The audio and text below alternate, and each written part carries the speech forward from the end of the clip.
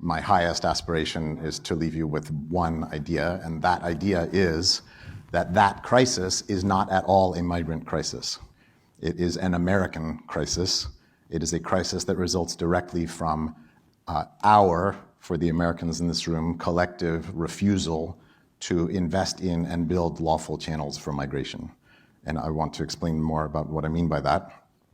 But looking at that situation of chaos, how can we regulate it better? My claim, we have three basic options. The first, which is very popular in the United States, enforce the law. Enforce the law. Decide that the laws governing immigration to the United States right now, built 2 generations ago in 1965, last updated 34 years ago, are apt to our present circumstance. They foresaw the catastrophe in Venezuela. They forecast accurately by skill and sector, the labor needs of the United States of America in 2024. Extend the bollard pedestrian fence from 350 miles to 2,000 miles at any cost. If 30 feet isn't enough, build it to 40 feet. Close the ports of entry. Detain the few remaining asylum seekers who can get in indefinitely. And deport the 97% who don't get asylum. Ignore the research of Michael Clemens that this will have a negative fiscal effect on Americans, citizens. Ignore the research of Giovanni Peri that will reduce real GDP per capita of the United States. Ignore the research of Chloe East et al. In the very highly regarded Journal of Labor Economics published very recently that behind the border mass deportation efforts reduce native employment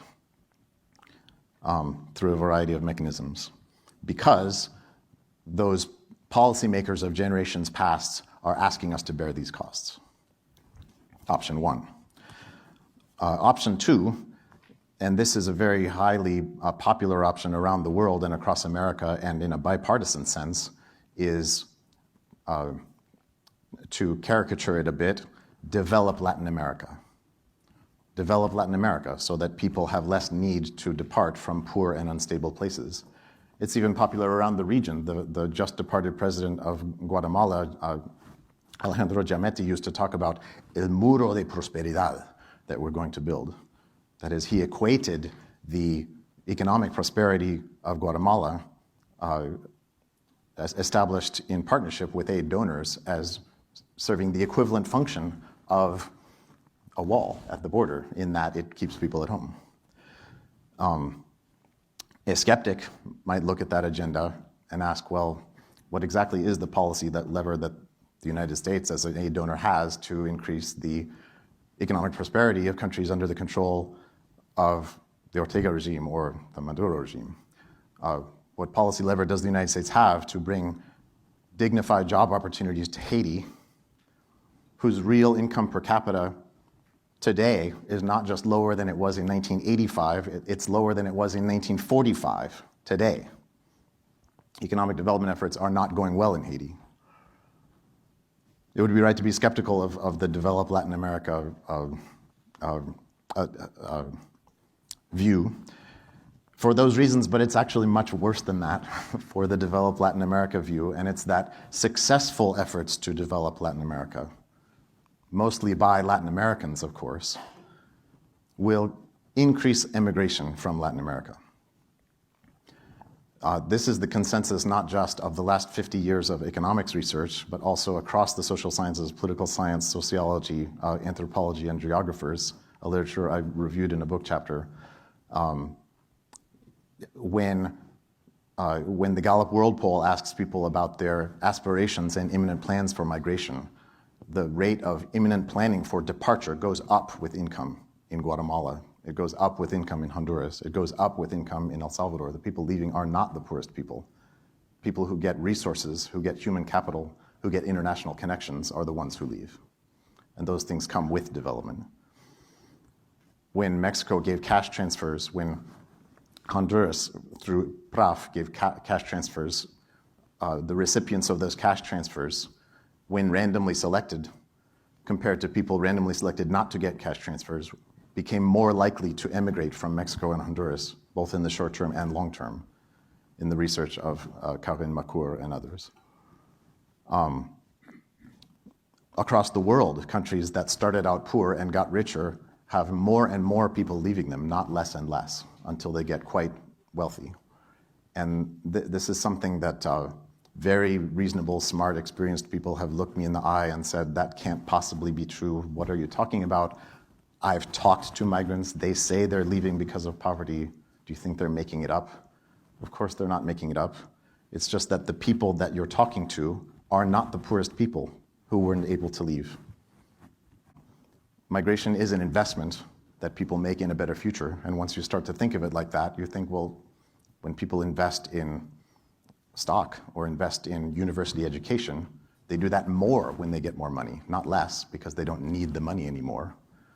And when we start to think of migration as an investment in a better future and in the value of the human capital of people, it starts to make more sense that, that successful economic development in Guatemala, in Honduras, in Ecuador, in Haiti, will result in additional migration.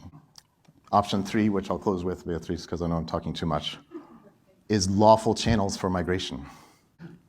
Lawful channels are incredibly paltry.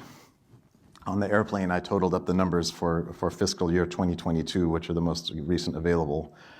These are for Northern and Central America plus the CHNV countries, Cuba, Haiti, Nicaragua, Venezuela. The number of encounters per asylum grant in the United States in fiscal 22 is well over 200. 200 people being encountered at the border per one who gets asylum. The number of visas available to those people that they could have gotten. Setting aside family visas, almost none of those people have immediate family members who can sponsor them for a green card, so I'm setting those aside. All the other visas that don't require a college degree, which the vast majority of people at the border don't have. 50 to 60 encounters per visa. That is, less than 2% of the people showing up at the border could hypothetically have gotten a visa.